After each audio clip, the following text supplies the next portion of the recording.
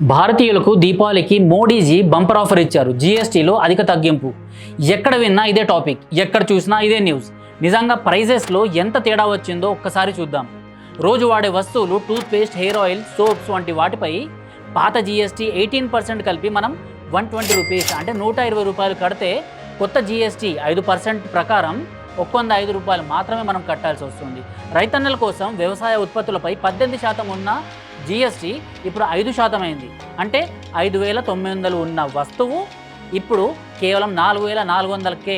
ఇక 50,000 అంతకన్నా ఎక్కువ ఉన్న ఎలాంటి వ్యవసాయ ఉత్పత్తులైనా ఇప్పుడు కేవలం 44,500 మాత్రమే. ఇంకా హెల్త్ కిట్స్కి 18% అంటే 12,000 ఉన్న ఇన్సూరెన్స్ ఇప్పుడు 5% అంటే 8,900 రూపాయలకు మాత్రమే మీ అందుబాటులోకి రాబోతుంది. ఆటోమొబైల్స్ అంటే కార్స్, బైక్స్ ఇలాంటి వాటిలో కూడా కొన్ని చేంజెస్ వచ్చాయి.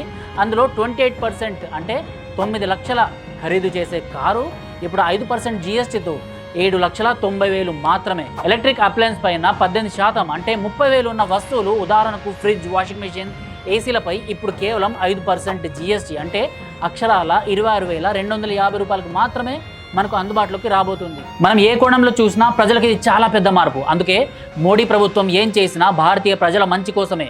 ఇది ప్రతి ఒక్కరూ అర్థం చేసుకోవాల్సిన విషయం. అందరికీ షేర్ చేయడం మర్చిపోకండి. జై హింద్, జై భారత్.